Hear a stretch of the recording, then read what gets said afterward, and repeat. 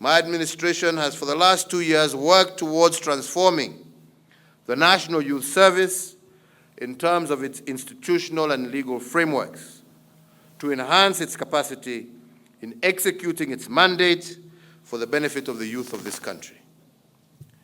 I note today that since we put in place the National Youth Service Council, there is without doubt greater efficiency, effectiveness, transparency, and accountability in the operations of the service. Indeed, in this period, the National Youth Service decisively moved past the former position that was bedeviled by negative publicity and complaints, and I urge you to continue with this good work. Muendelee namna hiyo. It should be noted that no program can succeed without a clear and workable sustainability plan. And in this respect, we have taken steps to secure the sustainability of the National Youth Service Program. We have done this by identifying and initiating 8 commercial areas to enhance the service's capacity to generate revenue and to create jobs, as well as training opportunities for our youth. The commercial areas include garment production, laundry services at the NYS Textile and Garment Technology Institute, certified potato seed production at the NYS Tumaini Field Unit, mineral water bottling at the NYS Turbo Field Unit, agricultural production and value addition in various NYS farm units, bakery production here at your NYS College, hospitality and conference facilities at NYS Naivasha, Mombasa, and Kisumu field units, and the hire of vehicles and machinery equipment, as well as construction works at the NYS Mechanical and Transport branch in Nairobi. Since its establishment at the dawn of this republic, the National Youth Service continues to produce skilled youth who immensely contribute to the development of our great nation in various sectors and capacities. In the last 1 year, the National Youth Service has enrolled 13,605 servicemen and women in various technical and vocational courses to join another 25,524 who are continuing within their training within and outside the NYS schools. Of these, 8,757 are due to graduate with trade skills in various fields, a measure that will bridge the existing gaps in those fields and provide the human resource impetus required for driving our economy to greater heights.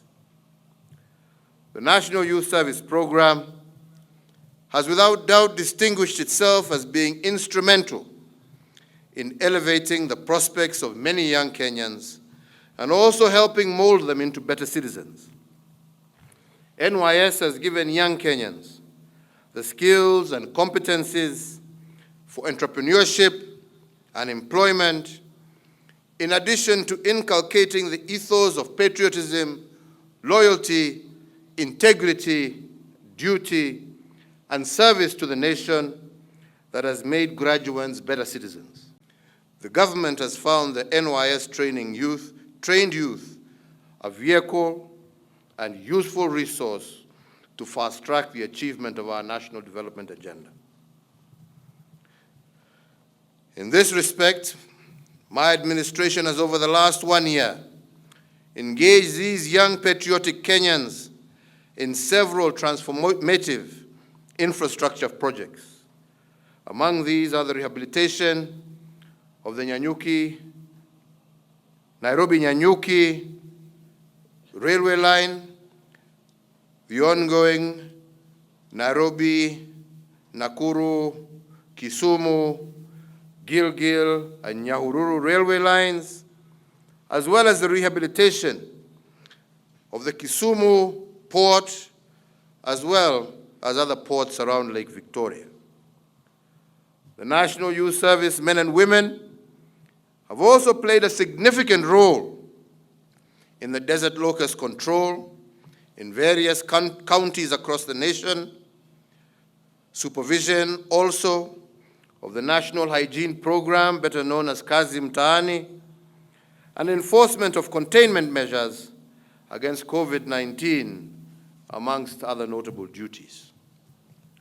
The National Youth Service is also playing a pivotal role in the collaboration with the National Transport and Safety Authority, the Ministry of Interior and Coordination of National Government, the National Police Service, and the Ministry of ICT, among other stakeholders, in transforming and streamlining operations in the border sector through a nationwide training program of operators. This program will also immensely contribute to the growth of our economy through improved financial literacy skills among border riders and also enhance safety on our roads. The contribution, therefore, of NYS in transforming the lives of Kenyans by supporting the realization of the Big Four agenda is evident. In the last 1 year, the National Youth Service registered 22,541 servicemen and women under NHIF, and a further 393 servicemen and women have been enrolled to undertake medical courses at the Kenya Medical Training College, as I directed during the last pass-out parade. These steps are an important addition in our quest for affordable health care for all. On manufacturing, the National Youth Service has managed to stitch 1,060,580 pieces of uniform for various agencies of our defense and security services, as well as 2,319,605 face masks to fight the COVID-19 pandemic. Pongezi sana kwenu nyote. The service, in consequence, engaged 250 youths, thus enhancing their well-being. Additionally, the National Youth Service is undertaking mineral water bottling in Turbo Field Unit, which is sold to other NYS units, as well as the general public, to generate revenue for the service and thus easing the cost to the taxpayer. Towards food and nutrition security, the service has been able to produce 1,475 tons of food from its farm units across the country in the last 1 year. More significantly, the certified potato seed production in Tumaini Field Unit continues to produce certified potato seeds, thus ensuring that farmers in the potato growing region have sufficient quality potato seed.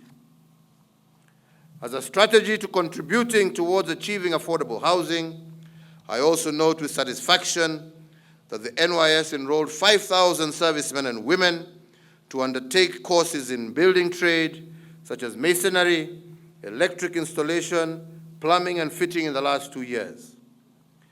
This is geared towards creating a pool of skilled youth to play an active role in our housing sector. And to further lower the cost of construction, I have also noted with the partnership between NYS and the Ministry of Housing to start experimenting on the production of affordable building materials at the Athi River Field Unit. Pongezi tena. I wish to commend the leadership and the management of the National Youth Service for delivering your training program safely and in full compliance with all applicable Ministry of Health and World Health Organization guidelines and protocols. Indeed, as a country, as we contend with the third wave of the COVID-19 pandemic, all Kenyans should look to you and to your institution as an example of how ordinary life can continue safely and responsibly, and in full fidelity with the preventative measures put in place to save lives and to secure public health. Graduates, I am very keen on securing job placement opportunities for the youth, both in the public and private sector, especially you who have shown such great patriotism, discipline, and commitment to your country. In this regard, we have developed the National Youth Service Repository System of all graduates' data, which will maintain and share with prospective employees. The NYS graduates are also being steadily absorbed into the Kenya Defense Forces, and in this intake, approximately 266 of your colleagues have been absorbed by the Kenya Defense Forces, and the National Police Service has recruited 50 into their IC3 units in Nairobi and Mombasa. Lakini hiyo mimi nataka kusema haitoshi. Lazima tuongeze.